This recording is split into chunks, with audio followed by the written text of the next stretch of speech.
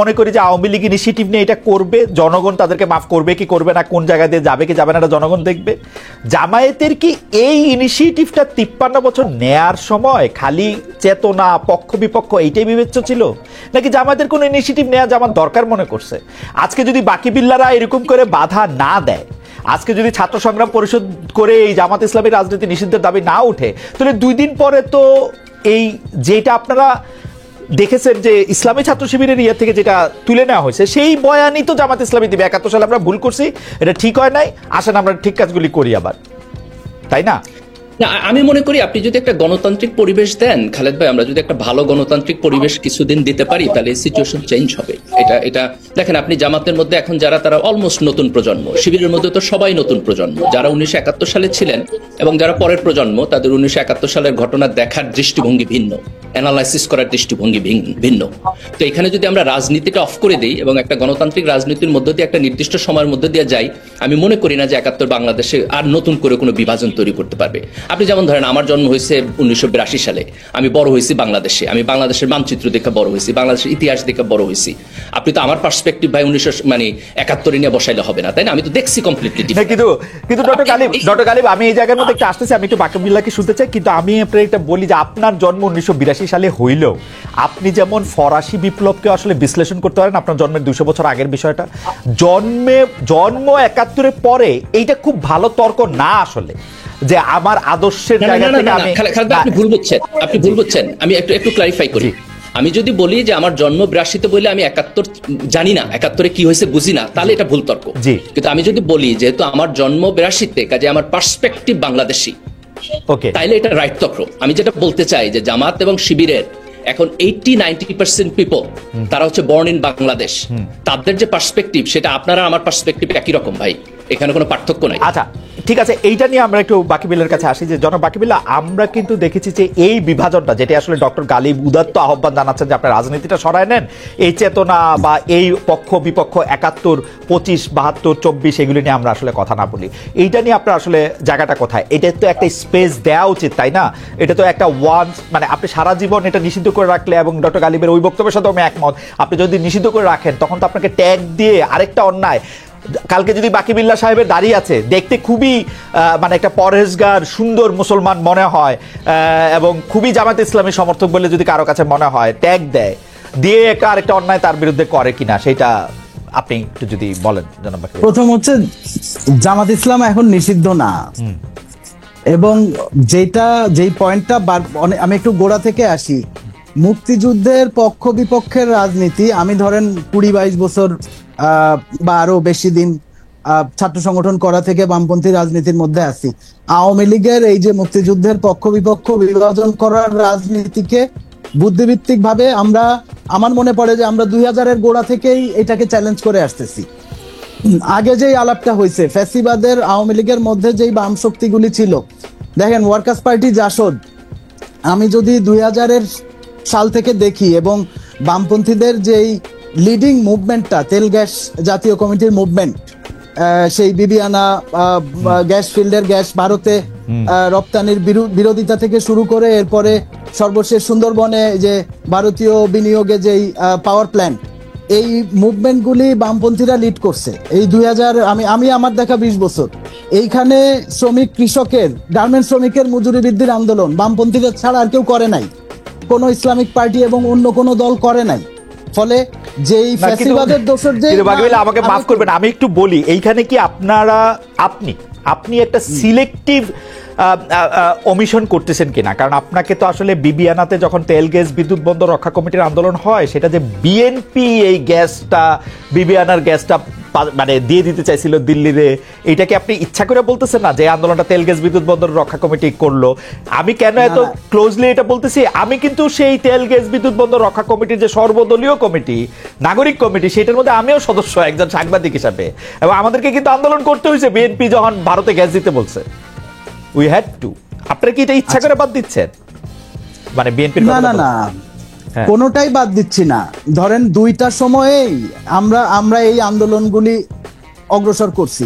বিএনপির টাইমেও করছি, বিবিআনা, টাটারে গ্যাস দেওয়ার যেই জায়গা, আওয়ামী লীগের সময়েও করছি, কনকো ফিলিপসের সাথে চুক্তি এবং রামপাল পাওয়ার প্ল্যান্ট বিষয়ে।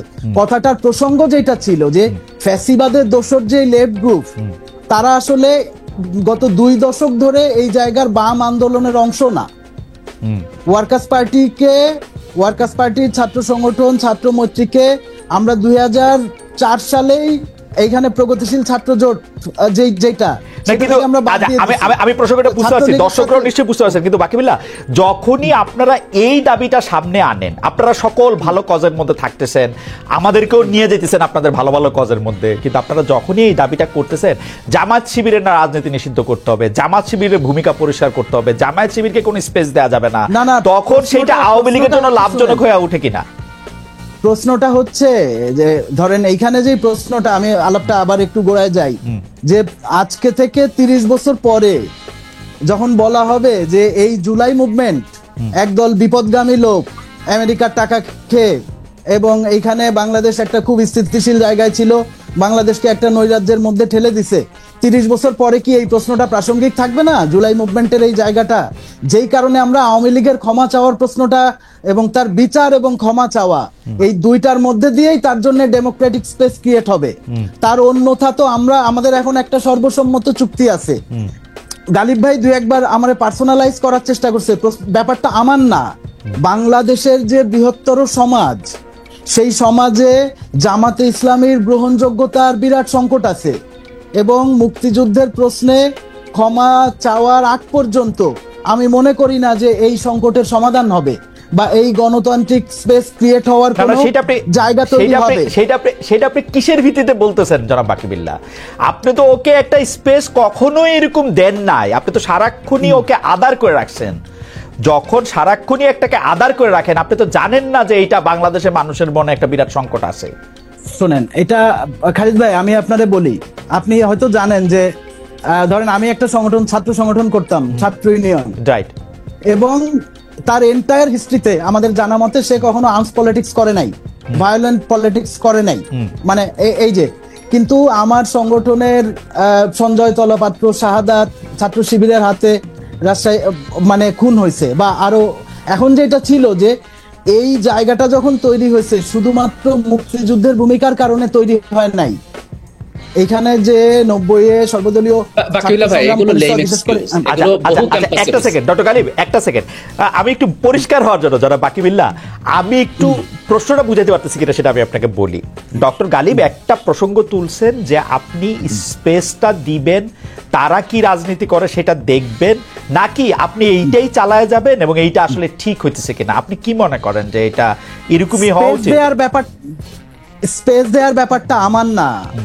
ধরেন কয়েকটা জায়গা আছে, আমি যদি জামাত ইসলামের রাজনৈতিক জায়গা নিয়ে বলি, জামাত ইসলামের শিবিরের ধরেন মেকানিজমের জায়গাটা স্ট্রং, তারা ক্যাডার বেস পলিটিক্স, লেনিনবাদী পার্টি স্ট্রাকচারে তার অনেক সক্ষমতা আছে, কিন্তু বাংলাদেশে জামাতে ইসলামীর গ্রহণযোগ্যতার সমস্যা কিন্তু শুধুমাত্র মুক্তিযুদ্ধের বিরোধিতার পয়েন্টে না।